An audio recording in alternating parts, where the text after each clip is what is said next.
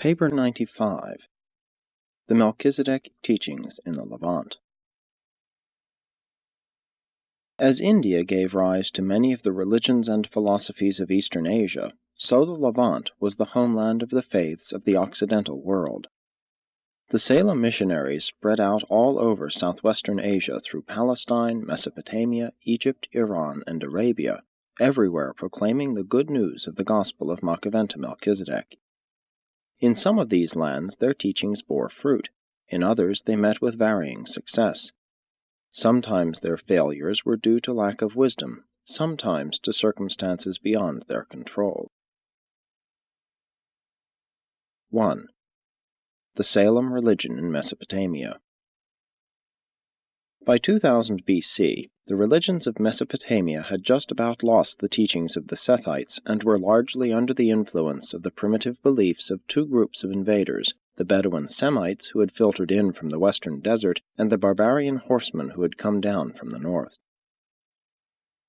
But the custom of the early Adamite peoples in honoring the seventh day of the week never completely disappeared in Mesopotamia.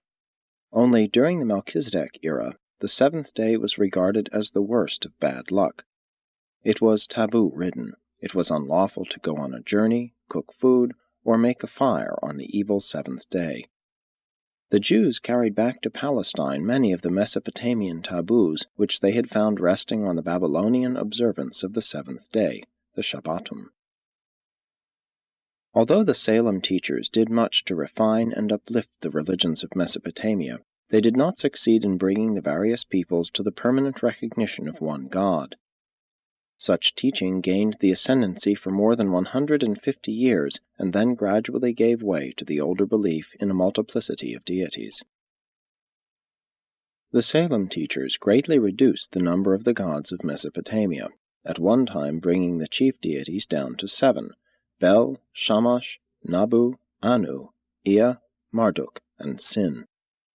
At the height of the new teaching, they exalted 3 of these gods to supremacy over all others, the Babylonian triad, Bel, Ea, and Anu, the gods of earth, sea, and sky.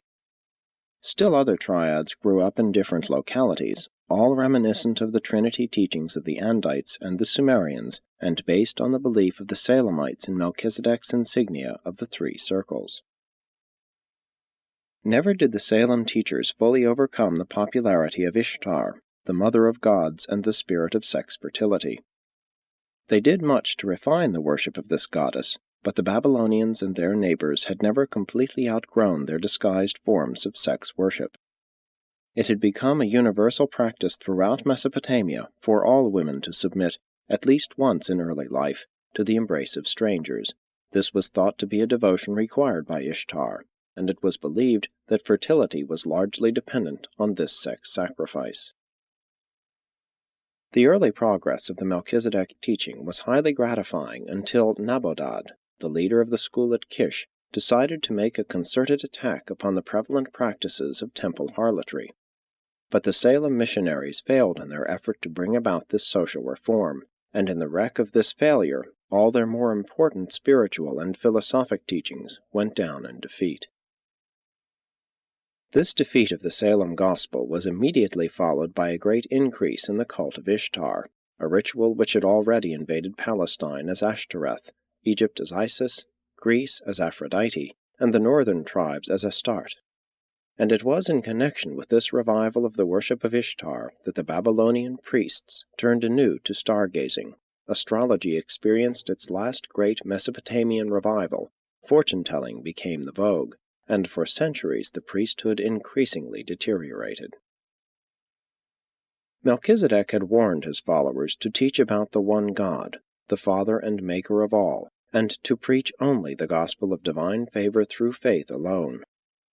But it has often been the error of the teachers of new truth to attempt too much, to attempt to supplant slow evolution by sudden revolution. The Melchizedek missionaries in Mesopotamia raised a moral standard too high for the people. They attempted too much, and their noble cause went down in defeat.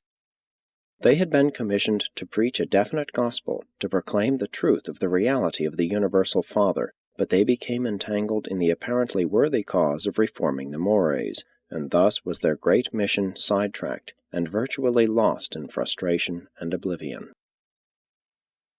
In one generation, the Salem headquarters at Kish came to an end, and the propaganda of the belief in one God virtually ceased throughout Mesopotamia.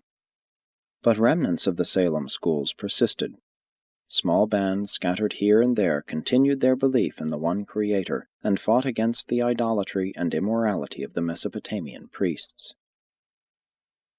It was the Salem missionaries of the period following the rejection of their teaching who wrote many of the Old Testament psalms, inscribing them on stone, where later-day Hebrew priests found them during the captivity and subsequently incorporated them among the collection of hymns ascribed to Jewish authorship. These beautiful psalms from Babylon were not written in the temples of Bel-Marduk.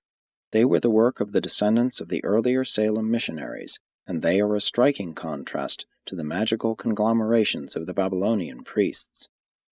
The Book of Job is a fairly good reflection of the teachings of the Salem school at Kish and throughout Mesopotamia. Much of the Mesopotamian religious culture found its way into Hebrew literature and liturgy by way of Egypt through the work of Amenemop and Akhenaten. The Egyptians remarkably preserved the teachings of social obligation derived from the earlier Andite Mesopotamians and so largely lost by the later Babylonians who occupied the Euphrates Valley. 2. Early Egyptian religion. The original Melchizedek teachings really took their deepest root in Egypt, from where they subsequently spread to Europe. The evolutionary religion of the Nile Valley was periodically augmented by the arrival of superior strains of Nodite, Adamite, and later Andite peoples of the Euphrates Valley. From time to time, many of the Egyptian civil administrators were Sumerians. As India in these days harbored the highest mixture of the world races, so Egypt fostered the most thoroughly blended type of religious philosophy to be found on Urantia. And from the Nile Valley it spread to many parts of the world. The Jews received much of their idea of the creation of the world from the Babylonians, but they derived the concept of divine providence from the Egyptians. It was political and moral, rather than philosophic or religious tendencies, that rendered Egypt more favorable to the Salem teaching than Mesopotamia. Each tribal leader in Egypt, after fighting his way to the throne, sought to perpetuate his dynasty by proclaiming his tribal god the original deity and creator of all other gods.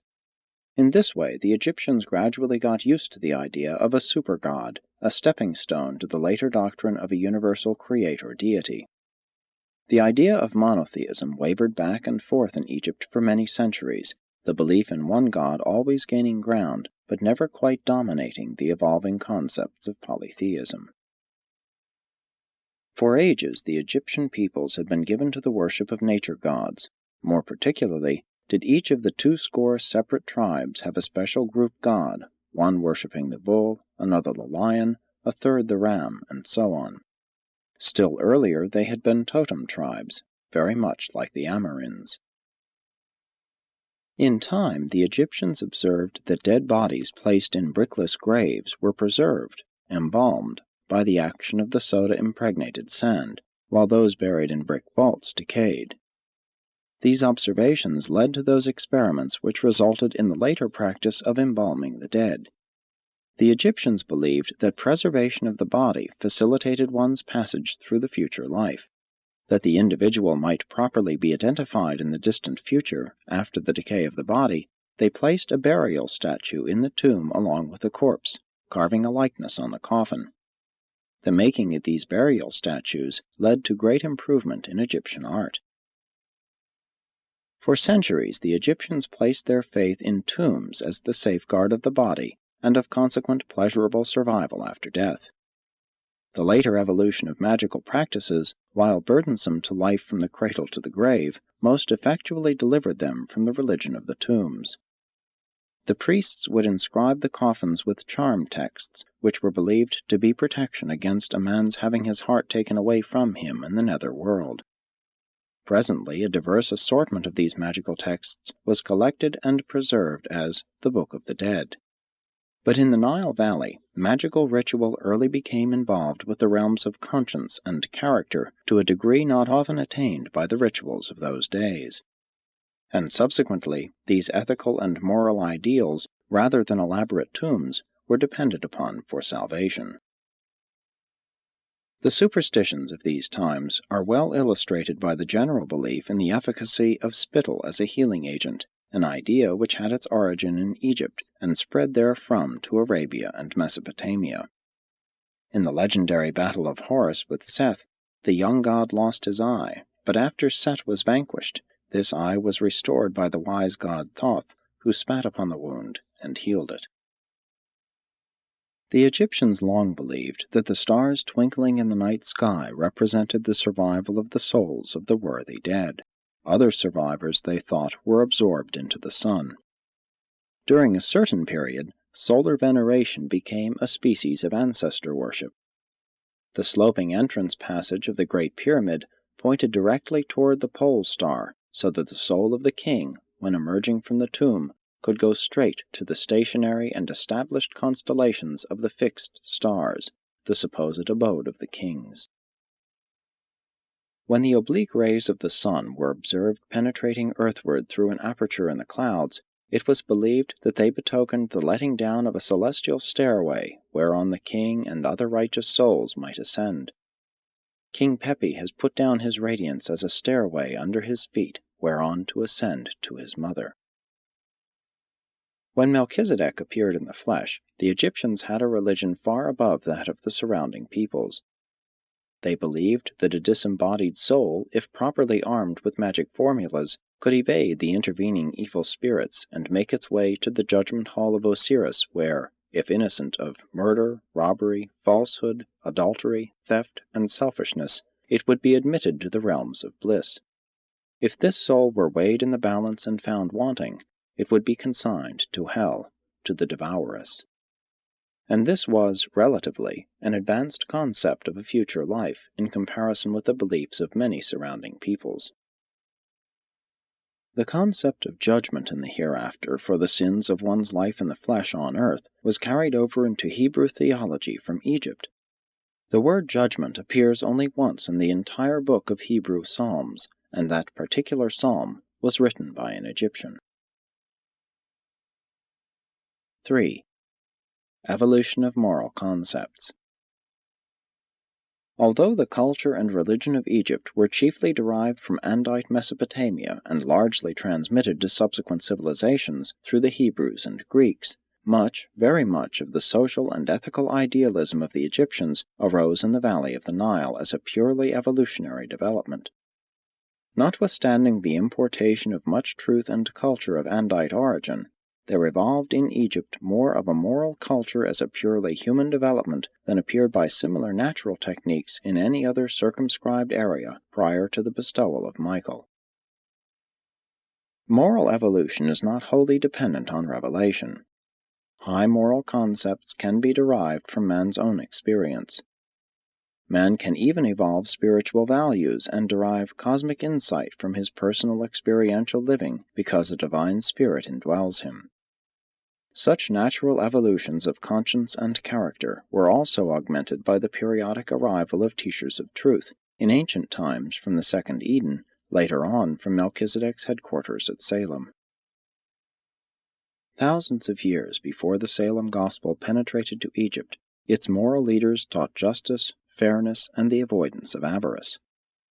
3,000 years before the Hebrew scriptures were written, the motto of the Egyptians was, "Established is the man whose standard is righteousness, who walks according to its way." They taught gentleness, moderation, and discretion.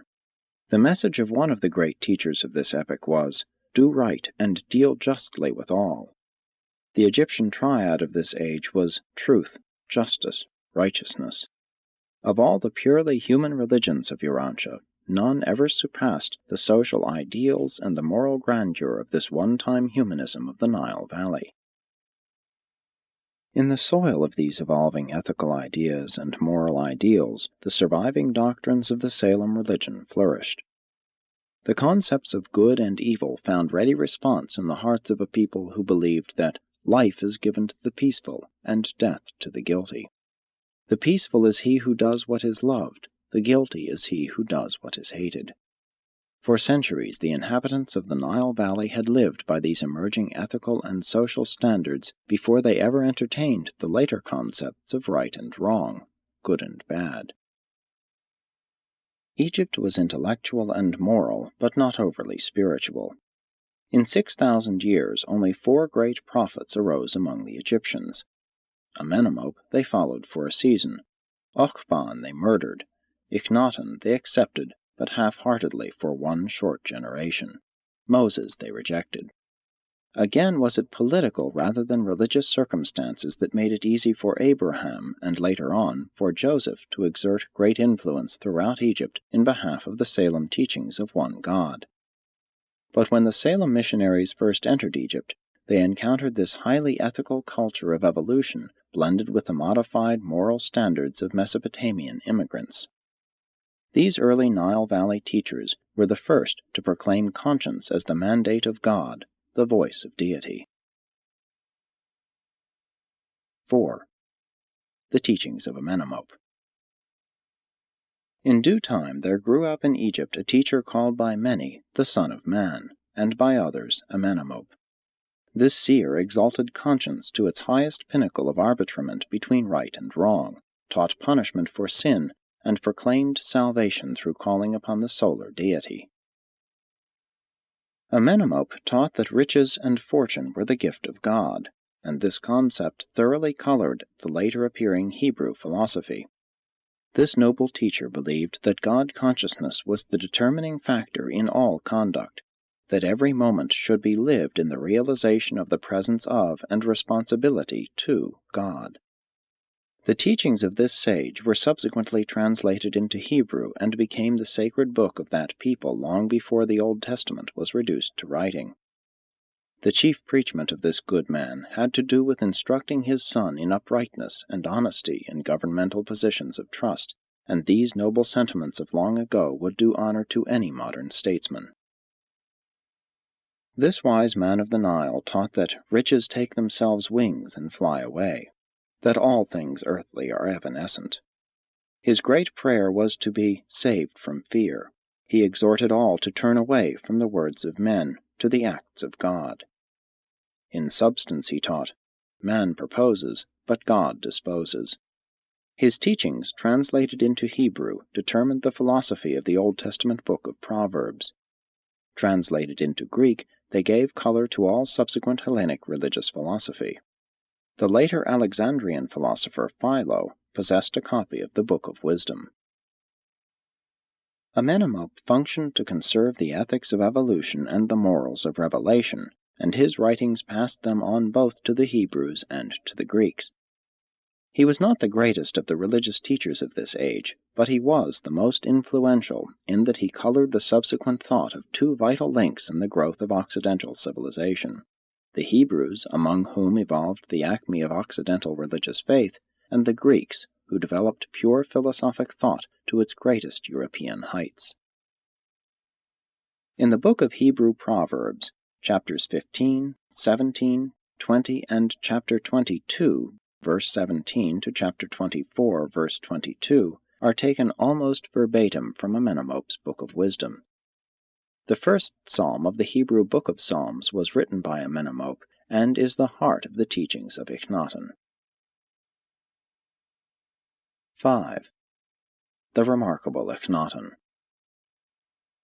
The teachings of Amenemop were slowly losing their hold on the Egyptian mind when, through the influence of an Egyptian Salemite physician, a woman of the royal family espoused the Melchizedek teachings. This woman prevailed upon her son, Akhenaten, Pharaoh of Egypt, to accept these doctrines of one God.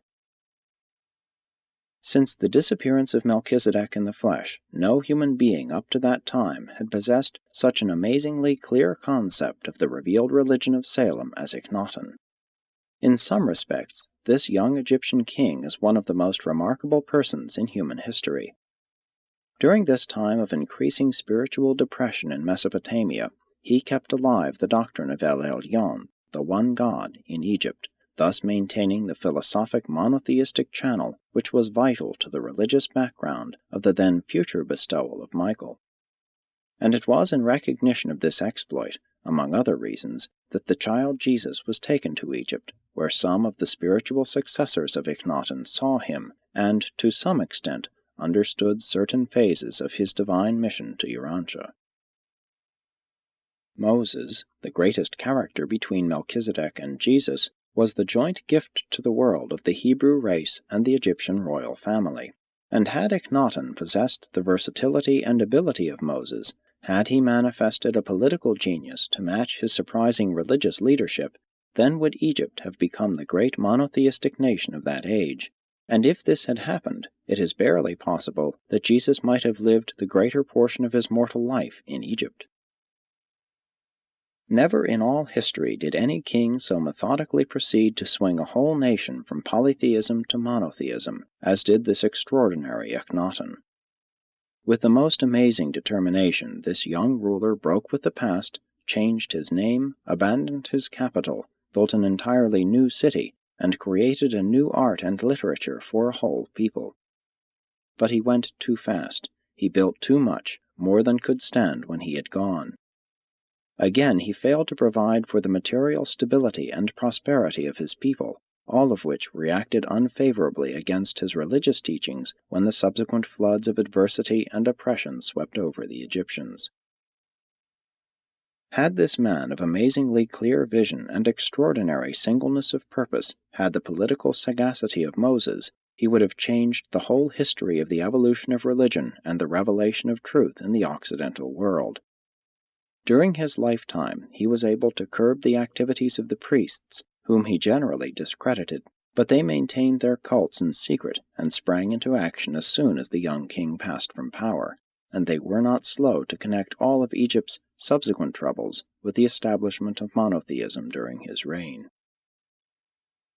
Very wisely, Akhenaten sought to establish monotheism under the guise of the sun god. This decision to approach the worship of the Universal Father by absorbing all gods into the worship of the sun was due to the counsel of the Salamite physician. Akhenaten took the generalized doctrines of the then existent Aton faith regarding the fatherhood and motherhood of deity, and created a religion which recognized an intimate worshipful relation between man and God. Akhenaten was wise enough to maintain the outward worship of Aton, the sun god, while he led his associates in the disguised worship of the one God, creator of Aton, and supreme father of all. This young teacher-king was a prolific writer, being author of the exposition entitled The One God, a book of 31 chapters, which the priests, when they returned to power, utterly destroyed. Akhenaten also wrote 137 hymns, 12 of which are now preserved in the Old Testament book of Psalms, credited to Hebrew authorship. The supreme word of Akhenaten's religion in daily life was righteousness, and he rapidly expanded the concept of right-doing to embrace international as well as national ethics. This was a generation of amazing personal piety, and was characterized by a genuine aspiration among the more intelligent men and women to find God and to know Him. In those days, social position or wealth gave no Egyptian any advantage in the eyes of the law. The family life of Egypt did much to preserve and augment moral culture, and was the inspiration of the later superb family life of the Jews in Palestine. The fatal weakness of Akhenaten's gospel was its greatest truth, the teaching that Aton was not only the creator of Egypt, but also of the whole world, man and beasts, and all the foreign lands, even Syria and Cush, besides this land of Egypt.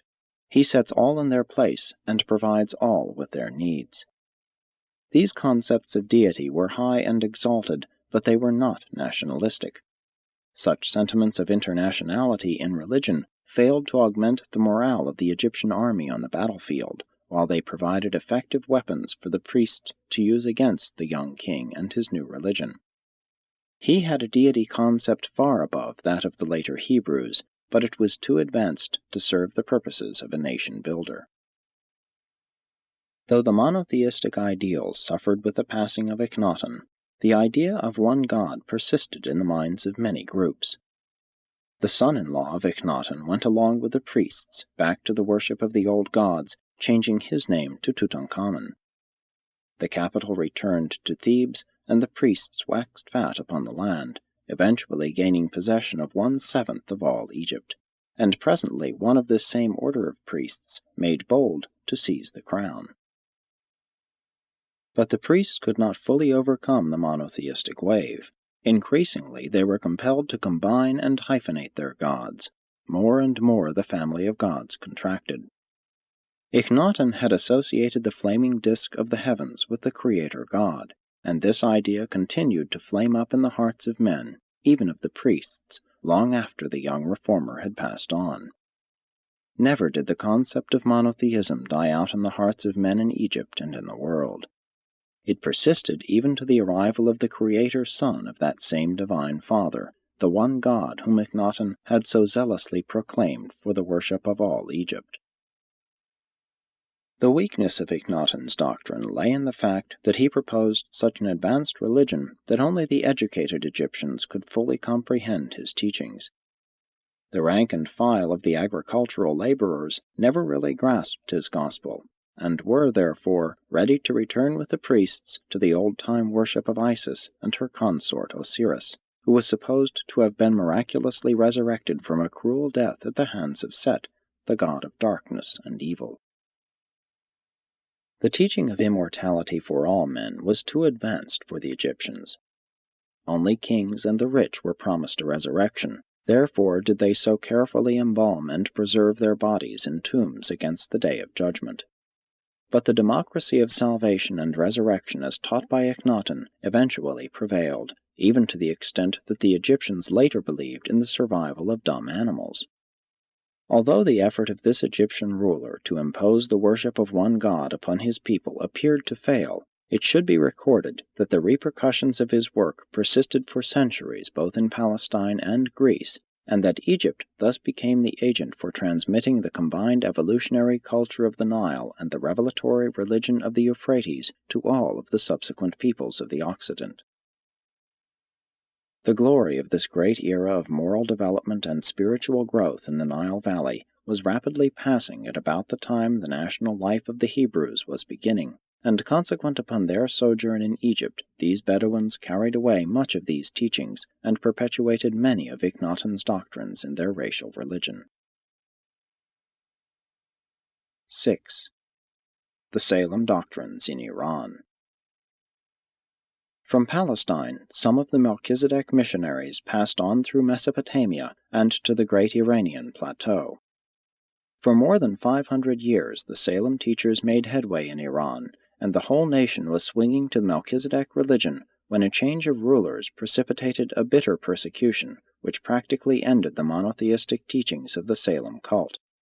The doctrine of the Abrahamic covenant was virtually extinct in Persia when, in that great century of moral renaissance, the 6th before Christ, Zoroaster appeared to revive the smoldering embers of the Salem gospel.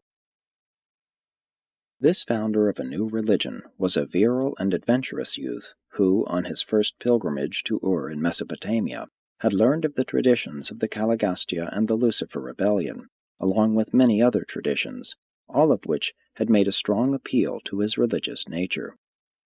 Accordingly, as the result of a dream while in Ur, he settled upon a program of returning to his northern home to undertake the remodeling of the religion of his people. He had imbibed the Hebraic idea of a God of justice, the Mosaic concept of divinity. The idea of a supreme God was clear in his mind, and he set down all other gods as devils, consigned them to the ranks of the demons of which he had heard in Mesopotamia. He had learned of the story of the 7 master spirits as the tradition lingered in Ur, and, accordingly, he created a galaxy of 7 supreme gods with Ahura Mazda at its head. These subordinate gods he associated with the idealization of right law, good thought, noble government, holy character, health, and immortality. And this new religion was one of action, work, not prayers and rituals. Its God was a being of supreme wisdom and the patron of civilization, It was a militant religious philosophy which dared to battle with evil, inaction, and backwardness. Zoroaster did not teach the worship of fire, but sought to utilize the flame as a symbol of the pure and wise spirit of universal and supreme dominance. All too true, his later followers did both reverence and worship this symbolic fire. Finally, upon the conversion of the Iranian prince, this new religion was spread by the sword, and Zoroaster heroically died in battle for that which he believed was the truth of the Lord of Light. Zoroastrianism is the only Urantian creed that perpetuates the Dalmatian and Edenic teachings about the seven master spirits. While failing to evolve the Trinity concept, it did in a certain way approach that of God the Sevenfold. Original Zoroastrianism was not a pure dualism. Though the early teachings did picture evil as a time coordinate of goodness, it was definitely eternity submerged in the ultimate reality of the good. Only in later times did the belief gain credence that good and evil contended on equal terms. The Jewish traditions of heaven and hell and the doctrine of devils as recorded in the Hebrew Scriptures, while founded on the lingering traditions of Lucifer and Caligastia, were principally derived from the Zoroastrians during the times when the Jews were under the political and cultural dominance of the Persians. Zoroaster, like the Egyptians, taught the Day of Judgment, but he connected this event with the end of the world. Even the religion which succeeded Zoroastrianism in Persia was markedly influenced by it. When the Iranian priests sought to overthrow the teachings of Zoroaster, they resurrected the ancient worship of Mithra. And Mithraism spread throughout the Levant and Mediterranean regions, being for some time a contemporary of both Judaism and Christianity. The teachings of Zoroaster thus came successively to impress three great religions, Judaism and Christianity, and, through them, Mohammedanism. But it is a far cry from the exalted teachings and noble psalms of Zoroaster to the modern perversions of his gospel by the Parsees, with their great fear of the dead, coupled with the entertainment of beliefs in sophistries which Zoroaster never stooped to countenance.